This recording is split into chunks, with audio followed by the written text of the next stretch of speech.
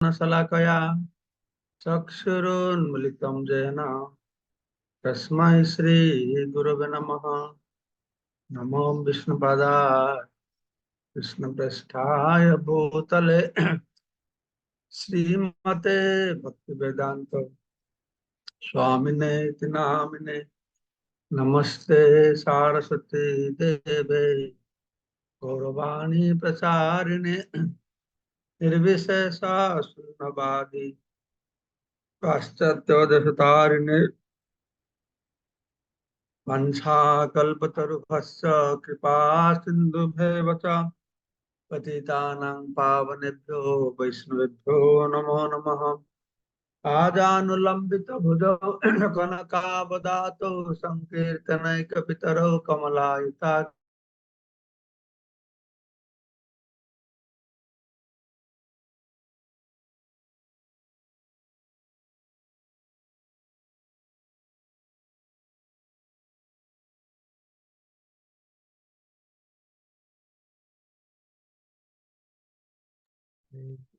हरे कृष्णा कृष्णा कृष्णा हरे हरे हरे राम राम राम हरे हरे। আমাদের সম্ভবত wifi disconnect হয়ে গেছে, কারেন্ট চলে গেছে।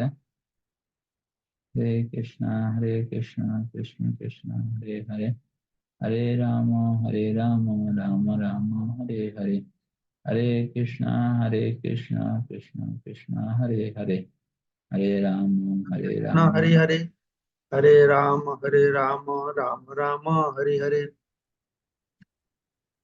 मुखम करोति वाचालं पंगुं लंघयते गिरिं यत्कृपा तमहं वन्दे परमानंद माधवम श्रीगुरुदिनचरणं श्री चैतन्य ईश्वरम्।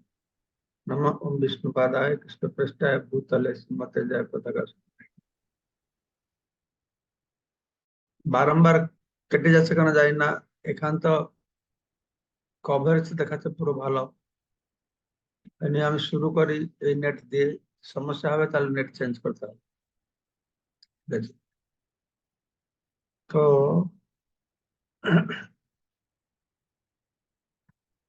কত নম্বর শ্লোক মুকুন্দ আজকে?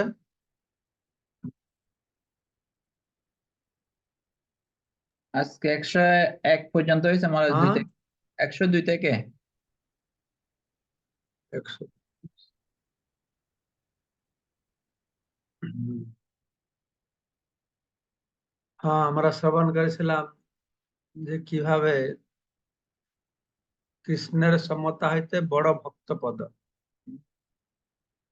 আত্মা হইতে কৃষ্ণের ভক্ত হয় প্রেমাস্পদ। এই ভাগবতে ভগবান বলছেন সাধব হৃদয়ম অহম সাধুনাং হৃদয়ম তু অহম মত অন্যাত্তে ন জানাতি।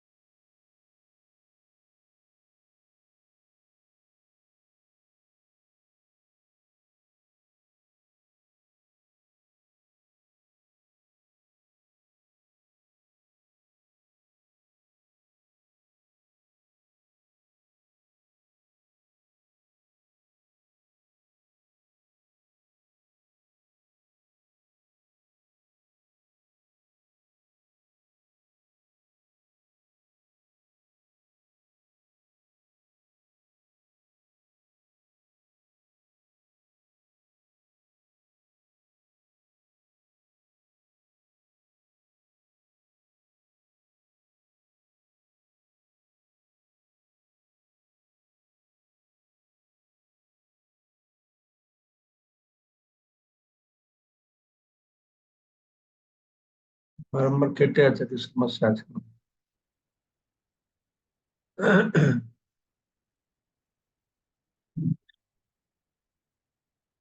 আচ্ছা, হ্যাঁ। তো যেটা বলছিলাম, এখানে আলোচ্য বিষয়টার গুরুত্ব হচ্ছে এটাই যে আমরা তো জানি যে জীবের স্বরূপ হয় কৃষ্ণের নিত্য দাস, এটা সবাই জানে।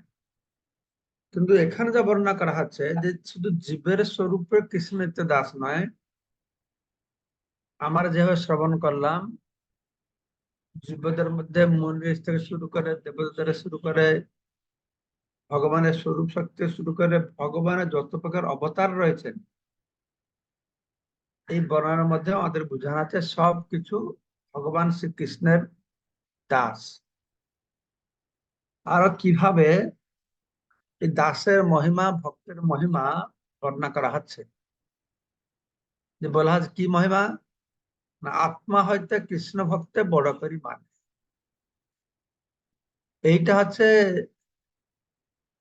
ভগবান সঙ্গে জীবের যে সম্পর্কের শ্রেষ্ঠতা। যে ভগবান কৃষ্ণ নিজে থেকে ভক্তকে বড় করে মানে, এইটা হচ্ছে বিচিত্র কথা। যে সবের মালিক সে কাকে বড় করে মানে, না তার চাকরকে বড় করে মানে। এই জগতে আছে এই জিনিসটা, এই জগতে নেই। সেজন্য এই জগৎটা হচ্ছে চিন্ময় জগতের বিকৃত প্রতিফলন। তো এইটা হচ্ছে সৌন্দর্য, আহ, প্রেমময় সম্পর্কের সৌন্দর্য। যে কিভাবে ভক্ত বলে ভগবান আমার থেকে বড়, ভগবান বলে ভক্ত আমার থেকে বড়। এইটা নিয়ে পরস্পর মধ্যে সবসময় কম্পিটিশনও চলছে। কিসের কম্পিটিশন?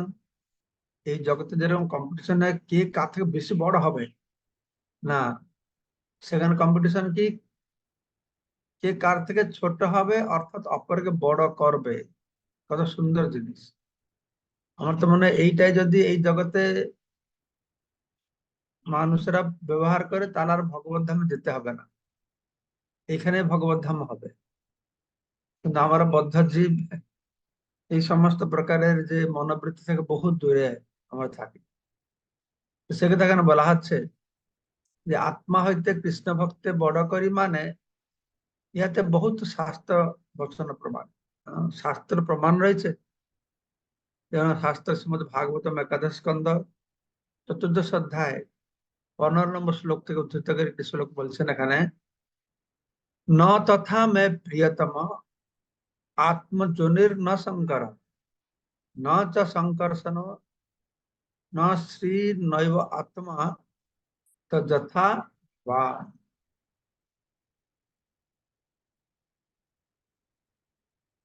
তো উদ্ধবকে ভগবান বলছেন যে তুমি যেমন আমার প্রিয়, ব্রহ্মা শিব শঙ্কর্ষণ লক্ষ্মী এবং স্বয়ং আমি পর্যন্ত আহ, আমার তত প্রিয় নয়। তো ভগবান ভক্তকে কত বড় গুরুত্ব দিচ্ছে। ঠিক আছে, আর একটি শ্লোকে বর্ণনা করা হচ্ছে, কৃষ্ণ সাম্যে নহে তার মাধুর্য আস্বাদন, ভক্ত ভাবে করে তার মাধুর্য চর্ব। যারা নিজেদের শ্রীকৃষ্ণের সমান বলে মনে করে, তারা কখনো শ্রীকৃষ্ণের মাধুর্য আস্বাদন করতে পারে না। ভক্তভাব অবলম্বন করার মাধ্যমেই কেবল সে মাধুর্য আস্বাদন করা যায়। তো সেই জন্য যারা কৃষ্ণের সমান বলে মনে করে, তারা তার মাধুর্যকে উপভোগ করতে পারে না। শুধু সেইটুকু না, কৃষ্ণ স্বয়ংও নিজের মাধুর্য উপভোগ করতে পারে না।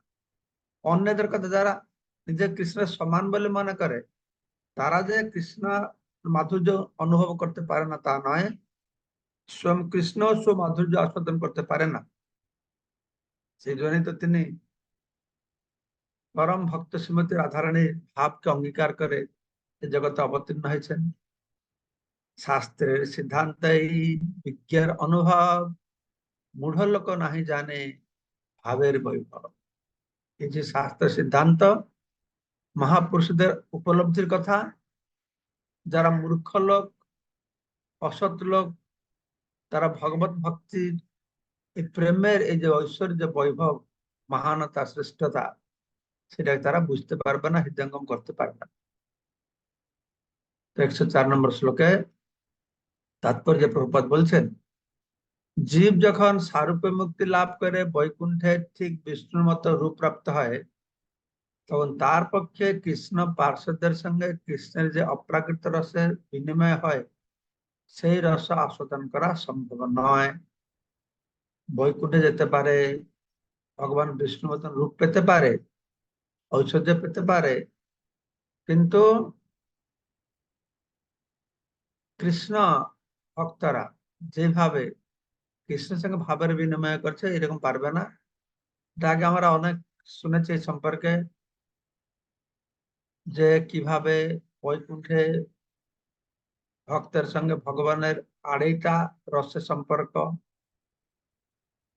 আমার বৃন্দাবনে 5টা রসের সম্পর্ক, বৈকুণ্ঠে ঐশ্বর্য ভাব, বৃন্দাবনে মাধুর্য ভাব।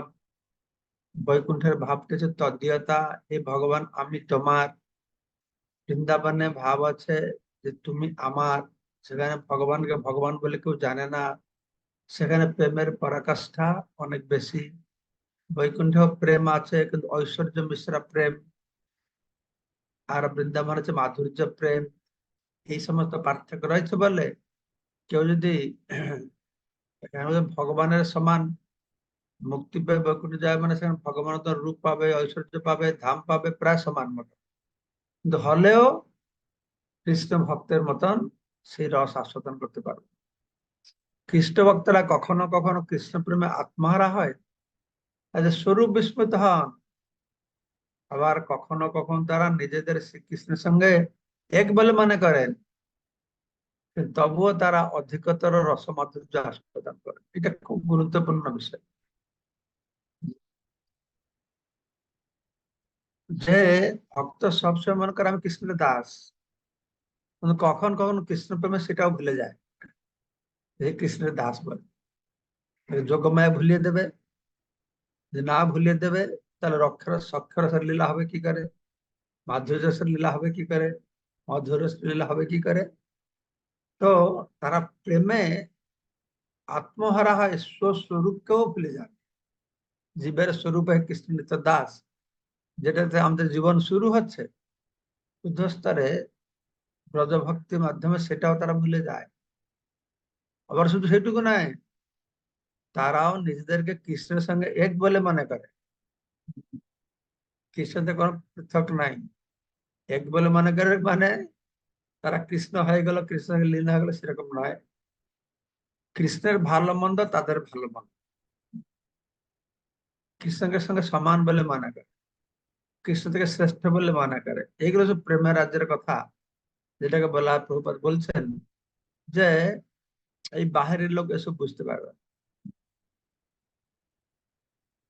কিন্তু তবুও তারা অধিকতর রূপমাধুর্য আস্বাদন করে।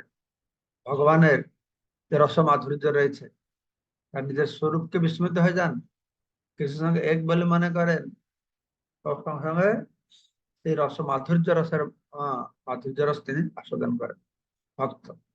সাধারণ মানুষ মূর্খতা বশত ভগবানের দাসত্ব করার অপ্রাকৃত রসের কথা বিস্মৃত হয়, জড় জগতের উপর প্রভুত্ব করতে চায়। জীব যখন মনের সমস্ত দ্বিধা মুক্ত হয়, ভগবানের প্রেমময় সেবায় যুক্ত হয়, তখনই পারমার্থিক মার্গে তার যথার্থ উন্নতি সাধিত হয়। সুন্দর জিনিস। ভক্ত ভাব অঙ্গীকারী বলরাম লক্ষ্মণ অদ্বৈত নিত্যানন্দ শেষ সংকর্ষণ কৃষ্ণের মাধুর্য রসামৃত করে পান, সেই সুখে মত্ত কিছু নাহি জানে। তো সমস্ত ভগবত স্বরূপ, কৃষ্ণের যত ভগবত প্রকাশ, যেটা বললাম, জীব থেকে শুরু করে স্বরূপ শক্তি শুরু করে তার স্বাংশ প্রকাশ যারা, বলরাম লক্ষ্মণ অদ্বৈত নিত্যানন্দ শেষ সংকর্ষণ, সবাই সেই কৃষ্ণের মাধুর্য রসকে তারা আস্বাদন করছেন। সেই মুখে কিছু নাহি জানে আর কিছু জানছেন। বলদেব লক্ষ্মণ অদ্বৈতাচার্য নিত্যানন্দ, এরা কৃষ্ণের ভক্ত, দাস রূপে জানে কৃষ্ণের মাধুর্য শব্দ পান করেন। বুঝতে হবে কিভাবে ভগবান হয়ও দাস ভাব, এই জিনিসটা বোঝা একটু মুশকিল হবে, আর সবাই বাহিরের লোকেরা বোধগম্যই হবে না। এটা ভগবান হয়ও দাস কিভাবে, এ কলা ঈশ্বর কৃষ্ণ আর সম্পৃক্ত, এটা একটা অত্যন্ত গুরুত্বপূর্ণ বিষয়। আহ অন্তরে যারা মহাপ্রভুর অনুগামী তাদেরকে জানার জন্য। তো সেই যে দাস ভাব, ভক্ত ভাব, সেই সুখে মত্ত হয় তাদের আর অন্য কোনো কথা স্মরণেই থাকে না। এখানে দেবতা ব্রহ্মা শিবের কথা থাকুক, শেষ শঙ্কর্ষণ লক্ষ্মণ বলরাম অদ্বৈতের কথাও বলা হচ্ছে, ঠিক আছে? অন্যের আছুক কাজ আপনে শ্রীকৃষ্ণ, শেষে বলা হচ্ছে কি অন্যদের কথা কি, অন্যের আছুক কাজ, অন্যের কথা কি স্বয়ং শ্রীকৃষ্ণ আপন মাধুর্য পানে হইয়া তৃষ্ণ, নিজের মাধুর্যকে আস্বাদন করবার জন্য তারও ইচ্ছা হয়। সেজন্য রাধা ভাব অদ্বৈত সুবলিতম নবমী কৃষ্ণ স্বরূপম, রাধারানী ভাব অঙ্গকান্তিকে অঙ্গীকার করে তিনি প্রকট হয়েছেন। স্বমাধুর্য আস্বাদিতে করে না যতন, ভক্ত ভাব বিনু নহে তাহা আস্বাদন। স্বমাধুর্য, নিজের মাধুর্যকে নিজে আস্বাদন করতে চায়, নিজের মাধুর্যকে নিজে আস্বাদন করতে যায় পারবে না। ভগবানের মাধুর্য হচ্ছে ভক্তের সম্পদ, ভক্তে আস্বাদন করে। ভগবানকে স্বমাধুর্য আস্বাদন করতে হলে ভক্ত ভাব অঙ্গীকার করতে হবে, তাছাড়া সম্ভব নয়। ভক্ত ভাব বিনু নহে তাহা আস্বাদন। তো শ্রীকৃষ্ণ ভক্তের অপ্রাকৃত ভাব আস্বাদন করতে চাইছিলেন। শ্রীকৃষ্ণ শ্রীকৃষ্ণ ভক্তের অপ্রাকৃত ভাব করতে চেয়েছিলেন, তাই তিনি ভক্তভাব অঙ্গীকার করে শ্রীকৃষ্ণ চৈতন্য মহাপ্রভু আবির্ভূত হয়েছে। ভক্তের যে অপ্রাকৃত ভাব এটা কি রকম সেটা মহাপ্রভু জানছিলেন, তাই কৃষ্ণ জানতে চাইছিলেন, তাই তিনি মহাপ্রভু রূপে এসেছেন। ভক্ত ভাব অঙ্গীকারী হইলা অবতীর্ণ, শ্রীকৃষ্ণ চৈতন্য রূপে সর্বভাবে পূর্ণ। ভক্ত ভাব অঙ্গীকারী হইলা অবতীর্ণ। ভগবান শ্রীকৃষ্ণ তার ভক্ত ভাবকে অঙ্গীকার করে অবতীর্ণ হয়েছেন, তাই শ্রীকৃষ্ণ ভক্ত ভাব অঙ্গীকার করে হ্যাঁ, সর্বভাবে পূর্ণ শ্রীকৃষ্ণ চৈতন্য রূপে অবতীর্ণ হয়েছে। নানা ভক্ত ভাবে করেন সমাধুর্য পান, পূর্বে করিয়াছে এই সিদ্ধান্ত ব্যাখ্যান। তো এই কথা কৃষ্ণ দাস কবিরাজ গোস্বামী বলছেন, পূর্বে যখন চৈতন্য মহাপ্রভু তত্ত্ব বলা হয়েছিল সে কথা আমরা সবাই শুনেছিলাম। রাধা কৃষ্ণ প্রণয় বিকৃতি হ্লাদিনী শক্তিরস্মাৎ একাত্মনা পুরা, এক আত্মা হলো রাধা কৃষ্ণ অনাদিকাল থেকে দুই রূপে লীলা বিলাস করছেন, সে রস আস্বাদন করবার জন্য এক হলেও তিনি, দুই হলেও, এক আত্মা হলেও দুই রূপ ধারণ করেছিলেন। আর এখন আবার এক চৈতন্য প্রকট মধুনা চৈতন্য চৈতন্য রূপে এখন তিনি প্রকট হয়েছেন। তদ্বয়ম চ ঐক্যম আপ্তম, রাধা কৃষ্ণ একত্র প্রাপ্ত হয়েছেন সেই মাধুর্য আস্বাদন করবার জন্য, সেই মহিমাকে, রাধারানীর প্রেমের মহিমাকে জানার জন্য, নিজের মধ্যে যে কি মাধুরিমা রয়েছে আমার ভক্তরা তা আস্বাদন জানার জন্য, ভক্তরা আমার মাধুরিমাকে আস্বাদন করে কি সুখ পাচ্ছে এটা জানার জন্য। তো গৌরহরি শ্রী চৈতন্য মহাপ্রভু শান্ত দাসের সখ্য বাসর মধুর এই পাঁচটি বিভিন্ন রস আস্বাদন করে সর্বতভাবে পূর্ণ ভিন্ন ভিন্ন ভাব আশ্রিত ভক্তের ভাব গ্রহণ করে সর্বভাবপূর্ণ গৌরচন্দ্র সুমাধুর্যকে পান করছে। অবতার গণের ভক্ত ভাবে অধিকার, ভক্ত ভাব হইতে অধিক সুখ নাহি আর। সমস্ত অবতারদের ভক্ত ভাবের অধিকার রয়েছে, ভক্তভাব থেকে অধিক আনন্দ আর কিছুতে। তাৎপর্য শ্রী বিষ্ণুর সমস্ত অবতারদের ভক্তরূপে অবতরণ করে শ্রীকৃষ্ণের ভক্তরূপে লীলাবিলাস করার অধিকার রয়েছে। ভগবান শ্রীকৃষ্ণের অনন্ত প্রকাশ, তারা শ্রীকৃষ্ণের ভক্তরূপে লীলাবিলাস করবার অধিকার তাদের রয়েছে। কোন অবতার যখন ঈশ্বর ভাব উপেক্ষা করে পরম সেব্য শ্রীকৃষ্ণের সেবক রূপে লীলাবিলাস করেন, তখন তিনি আরো অধিক আনন্দ আস্বাদন করেন। যেভাবে শ্রীকৃষ্ণ স্বয়ং তার ভক্ত রূপে আসেছেন, খ্রিস্ট রূপে যথেষ্ট আনন্দ পাচ্ছে না, ভক্ত বেশি আনন্দ পাচ্ছে জানবার জন্য, ঠিক সেরূপে ভগবান শ্রীকৃষ্ণের যে অনন্ত প্রকাশ, তারাও তাদের মধ্যে কোন কোন অবতার, তারা তো ঈশ্বর, যে ঈশ্বর ভাবকে উপেক্ষা করে সে পরমেশ্বর শ্রীকৃষ্ণের সেবা রূপে সেবা লীলাবিলাস আস্বাদন করেন। মূল ভক্ত অবতার শ্রী শঙ্করসন, ভক্ত অবতার তহি অদ্বৈতে গণন।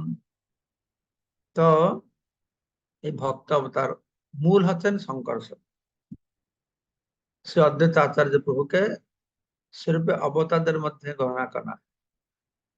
মূল ভক্ত অবতার শ্রী শঙ্করসন। যদিও শ্রী অদ্বৈত আচার্য প্রভু হচ্ছেন বিষ্ণু তত্ত্ব, তবুও শ্রী চৈতন্য মহাপ্রভুর পার্ষদ রূপে তিনি তার সেবা করেন। শ্রী বিষ্ণু যখন সেবক রূপে অবতীর্ণ হন, তখন তাকে বলা হয় শ্রীকৃষ্ণের ভক্ত অবতার। ঠিক আছে, ভক্ত অবতার। চৈতন্য অদ্বৈত আচার্য হচ্ছেন ভক্ত অবতার। মহাবৈকুণ্ঠে শ্রী শঙ্করসন চতুর্ভুজে ঈশ্বর রূপে অবস্থিত হয়েও মূল ভক্ত অবতার। তিনি হচ্ছেন মূল অবতার। শঙ্করসন হচ্ছেন মূল ভক্ত অবতার। কারণ সে বিষ্ণু শঙ্করসনের আর এক প্রকাশ। প্রকৃতির প্রতি তার দৃষ্টিপাতের প্রভাবে নিমিত্ত ও উপাদান রূপক কারণের মাধ্যমে এই জড়জগতের প্রকাশ। অদ্বৈত প্রভু মহাবিষ্ণুর অবতার বিষ্ণু তত্ত্ব, শঙ্করসনের সমস্ত প্রকাশ পরোক্ষভাবে শ্রীকৃষ্ণের প্রকাশ। সেই সূত্রে অদ্বৈত আচার্য প্রভু গৌরকৃষ্ণের নিত্য সেবক, তাই তিনি ভক্ত অবতার। অদ্বৈত আচার্য গোসাইর মহিমা অপার, যাহার হুঙ্কারে কইল চৈতন্য অবতার।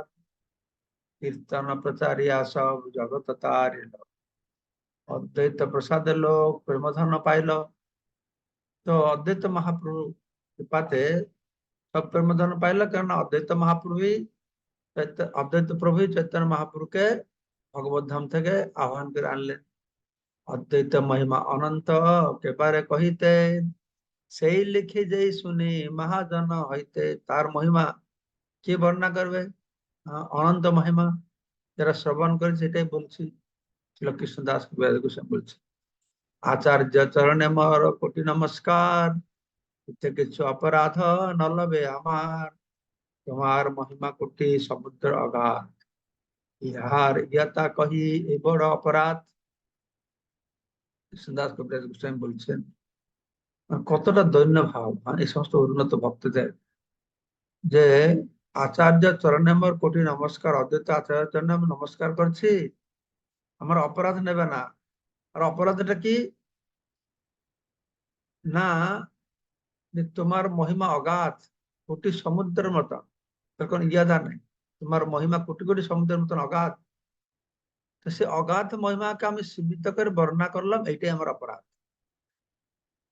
জয় জয় শ্রী জয় জয় জয় শ্রী অদ্বৈত আচার্য, জয় জয় শ্রী চৈতন্য নিত্যানন্দ আর্য। দুই শ্লোকে কহিল অদ্বৈত তত্ত্ব নিরূপণ, পঞ্চতত্ত্বের বিচার কিছু শোনা ভক্তগণ। শ্রী রূপ রঘুনাথ পদে যার আস, চৈতন্য চরিতামৃত কহে কৃষ্ণ দাস। শ্রী রূপ গোস্বামী ও শ্রী রঘুনাথ দাস গোস্বামীর শ্রী পাদপদ্মে আমার প্রণতি নিবেদন করে, তাদের কৃপা প্রার্থনা করে, তাদের পদাঙ্ক অনুসরণ পূর্বক আমি কৃষ্ণদাস শ্রী চৈতন্য চরিতামৃত বর্ণনা করছি। শ্রী অদ্বৈত তত্ত্ব নিরূপণ বর্ণনায় পরে শ্রী চৈতন্য চরিতামৃতের আদিলীলার ষষ্ঠ পরিচ্ছেদের ভক্তি বেদান্ত তাৎপর্য সমাপ্ত হলো। আমরা সবাই খুব ধন্য হয়েছি। শ্রী কৃষ্ণদাস কবিরাজ গোস্বামীর সুন্দর বর্ণনা অদ্বৈত তত্ত্বর মহিমা, তার মাধ্যমে তিনি যেহেতু ভক্ত অবতার, তাই ভক্তের মহিমা আমরা শ্রবণ করলাম, ভক্তের শ্রেষ্ঠতা শ্রবণ করলাম। দাস হওয়া জীবনের লক্ষ্য, প্রভু হওয়া জীবনের লক্ষ্য নয়, অন্তিম লক্ষ্য নয়। সেবা করা জীবনের লক্ষ্য, সেব্য হওয়া জীবনের লক্ষ্য নয়। এর মহিমা অত শ্রেষ্ঠ যে ভগবানও তিনি সেবা করতে চাইছেন, ভক্ত হতে চাইছেন। ঠিক আছে।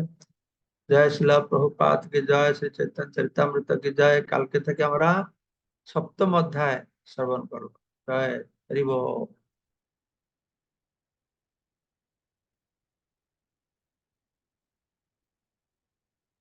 বললো মঙ্গলময় প্রভু বলুন। হরে কৃষ্ণ মহারাজ, প্রণাম, ধন্যবাদ মহারাজ। বৈকুণ্ঠের আড়াইটা ভাব, এই আড়াইটা ভাব কি একবার বলে দেন মহারাজ? শান্ত, দাস্য আর সখ্যের হাপ। সখ্যের হাপ এই জন্য বলা হচ্ছে, সেখানে নারায়ণ ভগবান রাজার মতন, তার কেউ মন্ত্রী সেনাপতি যে হয়তো সমস্কন্দ রয়েছেন, তাদের সঙ্গে সখ্য ভাব আছে। কিন্তু হাপ এই জন্য বলা হচ্ছে গৌরব বুদ্ধিতে সখ্য ভাব। কেননা তারা ভগবানের মহিমা কতটা জানে। বন্ধু, যেটা আমি ক্লাস মাঝে মাঝে বলি, কতটা বন্ধু হ্যান্ডশেক করতে পারবে, কিন্তু অতটা বন্ধু নয় যে নারায়ণের কাঁধে হাত দিয়ে হাঁটবে, বা যেরকম ব্রজের রাখালরা খেলাধুলা করে ঘাড়ে চড়ে যাবে, এতটা নয়। সেই জন্য হাফ। ঠিক আছে। মহারাজ, এই মহাপ্রভু শান্ত রসকে প্রাধান্য দেননি। তো এই 110 নম্বর শ্লোকের তাৎপর্যে শান্ত, দাস্য, সখ্য, বাৎসল্য, মধুর, এই পাঁচটি বিভিন্ন রস আস্বাদন করে সর্বতভাবে পূর্ণ বলা হয়েছে। শ্রী গৌরহরি, শ্রী চৈতন্য মহাপ্রভু শান্ত, দাস্য, সখ্য, বাৎসল্য, মধুর, এই পাঁচটি বিভিন্ন রস আস্বাদন করে সর্বতভাবে পূর্ণ। তো গৌরাঙ্গ মহাপ্রভু সব রস আস্বাদন করবে, কিন্তু প্রচার করেছে চারি ভাব ভক্তি দিয়া নাচামো ভুবন। ঠিক আছে। তার মধ্যে মহাপ্রভু মুখ্যত এসেছেন রাধারানী ভাবকে অঙ্গীকার করে, নাকি মধুর রস আস্বাদন করে। তো মধুর রসের মধ্যে শান্ত, দাস্য, সখ্য, বাৎসল্য সব রয়েছে। তাই বলা হচ্ছে মহাপ্রভু সব রস আস্বাদন করেছেন এইভাবে। হুম। ঠিক আছে। মহারাজ, ওই প্রেমাস্পদ শব্দটার কি অর্থ মহারাজ? প্রেমাস্পদ, প্রেমাস্পদ মানে আপনি যাকে ভালোবাসেন সে যে প্রেমাস্পদ। আমার ভালোবাসার অতীত, আমি তাকে ভালোবাসতে পারি। কৃষ্ণ হচ্ছেন আমাদের প্রেমাস্পদ। ঠিক আছে, তাকে বলে প্রেমাস্পদ। হুম, মানে হ্যাঁ প্রেমের হ্যাঁ। পদ, প্রেম পদ, প্রেমের পদের যে অধিকারী, প্রেম লাভ করার যে অধিকারী, প্রেমাস্পদ। তাকে আমরা প্রেম দিচ্ছি, ভালোবাসা দিচ্ছি। কৃষ্ণই প্রেমাস্পদ। ঠিক আছে।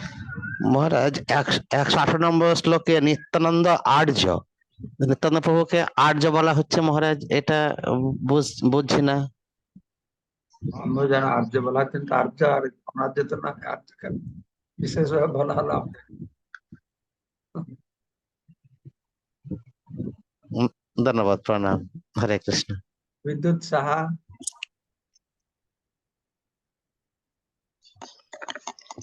হরে কৃষ্ণ, ধন্যবাদ, প্রণাম মহারাজ আপনার শ্রীচরণে। তো অপরাধ ক্ষমা করবেন, আমি একজন অযোগ্য মানুষ। এখানে আলোচনা থেকে আমার ছোট দুটো প্রশ্ন, যে ভক্তরা নিজেকে ছোট মনে করে অপরকে বড় মনে করবে, এটা পারমার্থিক জগতের একটা বিশেষ বৈশিষ্ট্য। তো আমরা অনেকে আছি জড়জাগতিক জীবনে, আমাদের চাকরি করতে হয়, সেখানে তো এই বিষয়টা প্রয়োগের সম্ভাবনা খুব কম। যারা এখানে বস বা সাবঅর্ডিনেট, ঊর্ধ্বতন অধস্তন, এভাবে মানে ইয়েগুলো ডিল করতে হয়।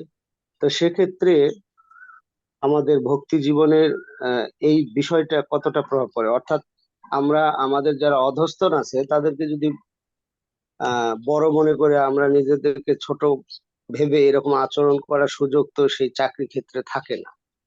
তাহলে কি এটা আমাদের ভক্তির প্রতিকূল আচরণ হচ্ছে না?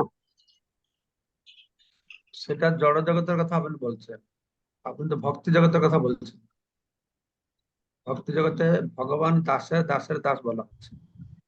ঠিক আছে। জড় জগতে আপনি যে পজিশন আছেন, তাদের সঙ্গে যথাযোগ্য ব্যবহার করবেন। হ্যাঁ, এমনকি ভক্তি জীবনেও বলা হচ্ছে যে ঈশ্বরের সঙ্গে প্রেম করবেন, আর উন্নত ভক্তের সঙ্গ করবেন, সমাজ সঙ্গে কি করবেন, যারা নিচু অসুর আছে তাদের সঙ্গে কিভাবে ব্যবহার করবেন, সেগুলো বলা হয়েছে নাকি। 3 প্রকারের ব্যবহার, হ্যাঁ, 4 ব্যবহার করতে হবে, বিচার করা আছে। কিন্তু দিনের শেষে কথাটি হচ্ছে আমাদের দাস ভাব অবলম্বন করতে হবে। সেই দাসটি হচ্ছে কপিভর্ত পদকমলের দাস দাসানু দাসহম। আমি ভগবানের দাসের দাসের দাস, এই ভাবটা রাখতে হবে। এই সেটা যখন উন্নত স্তরে যাবে, প্রথম শ্রেণীর ভক্ত, দ্বিতীয় শ্রেণীর ভক্ত, সে বিচার করবে, তার আচ্ছা প্রতি সহানুভূতি প্রদর্শন করতে হবে। মানে ভৌতিক জগতে এটা ঠিক, যদি আপনি একটা অফিসার আছেন, যদি আপনি আপনার নিম্ন স্তর লোককে বড় বলে মনে করেন, ওরা আপনাদের খেয়ে ফেলবে, সেটা ঠিক হুম, আছে। বাহিরের আচরণ হিসাবে আপনি আপনার পজিশন মেনটেন করবেন, অন্তর আপনি মনে করবেন তারা ভগবানের অংশ, তাদের প্রতি সহানুভূতি থাকবে, তাদের কেয়ার করার মনোভূতি থাকবে, তাদেরকে নিষ্পেষিত করা, নির্যাতিত করা, এগুলো মনোভূতি আমাদের জড় জগতে রয়েছে, আছে না? হ্যাঁ স্যার, হ্যাঁ মহারাজ। এক্সপ্লয়েট করো। আপনি একটা অফিসার, একটা পিয়নকে দেখে হয়তো আপনি অফিসারের মর্যাদাটা বাইরে মেনটেন করবেন, কিন্তু অন্তরে মনে রাখবেন সে পিয়ন হলেও জীবাত্মা তাকে আমি নির্যাতনা করবো, এটা ভালো হবে না খারাপ হবে? না, ভালো, অবশ্যই ভালো। সেই জন্য ভগবত জীবনের সমস্ত ভালো জিনিসগুলো আমরা আমাদের ভৌতিক জীবনে যে ব্যবহার করি, সেটা খুব ভালো হবে, সেটা খুব ভালো হবে। সবাইকে সম্মান দেওয়া, ভৌতিক জীবনেও আমি সবাইকে সম্মান দেই। আমি দেখেছি বিভিন্ন লোকের অফিসারদের বিভিন্ন কায়দা, কেউ অফিসার যাবে একদম মুখটা উঁচু করে, এই জন্য আমি কাউকে মানি না, এই রাজনৈতিক নেতাগুলো যেরকম করে। কেউ কেউ আছে তারা নম্র, তারা সবার সঙ্গে মিশে কথাবার্তা করে। আমি দেখেছি একবার সে আমাদের যেন মিশ্র ছিলেন, আমাদের আসামের গভর্নর, উড়িষ্যার লোক, গভর্নর। হুম, তো হ্যাঁ সে তার বউ, আমার খেতে দিচ্ছি, গভর্নর বলছে আমার ড্রাইভারকে ডাকো, ড্রাইভারকে তার ছেলের মতন ব্যবহার করছে, তো সে গভর্নর। হুম, তো হুম, এটা ভালো খারাপ নয়, আমি বাহ্যিক হ্যাঁ ভাবে আমার মেনটেন করবো, কিন্তু অন্তরের সম্পর্ক যদি ভালো রাখবো, ভৌতিক জীবনেও সেটা লাভপ্রদ হবে। ঠিক আছে? আচ্ছা মহারাজ, আর একটা প্রশ্ন, সেটা হচ্ছে আলোচনায় এক জায়গায় আমি যদি ঠিক শুনে থাকি তাহলে বলা হলো যে কৃষ্ণ অনেক সময় নিজেকে পরিপূর্ণরূপে আস্বাদন করতে পারেন না। হ্যাঁ, আবার এটাও বলা হয় যে ভগবান কৃষ্ণ হচ্ছে আত্মারাম। তাহলে এই দুটো বিষয় একটু কন্ট্রাডিক্টরি হয়ে গেল না? তিনি আত্মাতে রমণ করেন, অপরের উপর নির্ভর করে না, আত্মাতে আনন্দ পান। আত্মাতে আনন্দ পেলেও একাকী স্বনরম্যতে, একা একা আনন্দ হয় না, দুজন লাগবে। কিন্তু আমাদের ভৌতিক জগতে আমার আনন্দের জন্য আমি আরেকজন উপর নির্ভর করি। কিন্তু ভগবত ধামে ভগবান আর উপরে নির্ভর না করে, তার নিজের স্বরূপ শক্তিকে প্রকাশ করে, স্বরূপ শক্তিকে প্রকাশ করে রাধারানী, তো তার প্রেম ভালোবাসা নিয়ে তিনি আনন্দ পাচ্ছে, এইভাবে তিনি আত্মারাম। বুঝতে আচ্ছা, পারছেন? তার নিজের আচ্ছা, শক্তির দ্বারা আনন্দ পাচ্ছে। হ্যাঁ, কিন্তু সেটাও একদিকে দেখতে গেলে তিনি নিজের থেকে আনন্দ পাচ্ছেন, আর দিক থেকে গেলে ভক্তের কাছ থেকে আনন্দ পাচ্ছেন। যেরকম আমি বলবো, আমি একটা আহ, কি বলবো, একটা আম ধরেছি, আমি আমি আম ধরেছি না, আমার হাতটা আম ধরেছে, কেবল আমার আপনি ধরেনি, আপনার হাত ধরেছে। আমার হাত মানে হ্যাঁ, আমি, আমার হাত মানে আমি, হ্যাঁ, আর কেবল হ্যাঁ, আপনি তো আপনার হাতের উপর নির্ভর করেন। হ্যাঁ, আরে হাতের উপর, হাতটা তো আমি। ঠিক সেই রকমই ভগবান হ্যাঁ, ভক্তি করলেও সে হচ্ছে ভগবানের স্বরূপ শক্তি। ঠিক আছে? আচ্ছা, মঞ্জু মাতাজি বলুন কি বলছেন। ঠিক আছে মহারাজ, হরে কৃষ্ণ, ধন্যবাদ, প্রণাম। হরে কৃষ্ণ মহারাজ, আপনার শ্রীচরণে শতকোটি প্রণাম। 105 নম্বর থেকে 106 নম্বর শ্লোকে ভক্তভাব অঙ্গী করি বলরাম লক্ষণ, অদ্বৈত নিত্যানন্দ শেষ সংকর্ষণ, কৃষ্ণের মাধুর্য রসামৃত করে পান, সেই সুখে মত্ত করি নাহি জানে আন। মহারাজ, মাধুর্য রসামৃত সম্বন্ধে যদি একটু বলেন কৃপা করে। মাধুর্য রস শুনুন। রস হচ্ছে শান্ত, দাস্য, সখ্য, মধুর, কান্তা রস, মধুর রস। জগতে এটাকে মাধুর্য বলে বলে, কিন্তু আসল, আবার শোনো, আসলটা আছে ঐশ্বর্য ভাব, মাধুর্য ভাব। ঐশ্বর্য ভাবেও দাস্য ভাব রয়েছে, সখ্য, হাফ সখ্য রয়েছে, বৈকুণ্ঠে আছে। কিন্তু গোলক বৃন্দাবন হচ্ছে মাধুর্য ভাব। তো আমি পড়েছি যখন মহাপ্রভু আসেন তখন তিনি সবাইকে মাধুর্য ভাব আস্বাদন করান। শান্ত রস হোক, দাস্য রস হোক, সখ্য রস হোক, বাৎসল্য রস হোক বা মধুর রস হোক, এদের ভাবটা আছে মাধুর্য ভাব। এদের মাধুর্য রস কথা বলা হচ্ছে। মাধুর্য ভাবে সবাই সেই রসটা তারা আস্বাদন করতে পারে। ঠিক আছে, মাধুর্য মানে মধুর রস বা কান্ত রস, মাধুর্য মানে মাধুর্য ভাব, যেটাকে গোলক বৃন্দাবনে প্রতিটি রস তারা মাধুর্য ভাবে আস্বাদন। মাধুর্য কেন, মাধুরিমা কেন বেশি না, বৈকুণ্ঠে ভক্ত মনে করে ভগবান আমি আপনার, গোলক বৃন্দাবনে ভক্ত মনে করে যে তুমি আমার, কৃষ্ণ তুমি আমার। এখানে মাধুরিমাটা বেশি, তাই না? বৈকুণ্ঠে যেহেতু ভক্ত মনে করে প্রভু আমি তোমার, তাই সে ভগবানের উপর নির্ভর করে, ভগবান আমাকে দেখাশোনা করো, আমাকে পালন করো, আমাকে রক্ষা করো। গোলক বৃন্দাবনে ভক্ত কৃষ্ণকে ভগবান বলে না জেনে বলে আমি কৃষ্ণকে রক্ষা করবো, আমি কৃষ্ণকে খাওয়াবো, আমি কৃষ্ণকে পড়াবো। এটা হচ্ছে মাধুর্য, মাধুরিমা। মাধুর্য একটা হচ্ছে মাধুরিমাকে বলে মাধুর্য, ঠিক আছে, সুইটনেস, মাধুরিমা।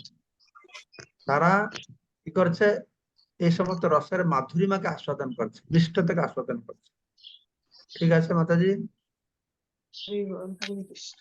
তো সবাইকে অশেষ ধন্যবাদ আজকের এই অনুষ্ঠানে যোগদান করবার জন্য। পাঞ্ছা কল্পতরুভ্যশ্চ কৃপা সিন্ধু ব্যবচ পতিতানাং পাবনেভ্যো নাম বৈষ্ণবেভ্যো বাবনেভ্যো নমঃ। বৈষ্ণবো নমো নমো। সতত মহারাজ কি জয়, জগৎ গোসাল পাপ কি জয়।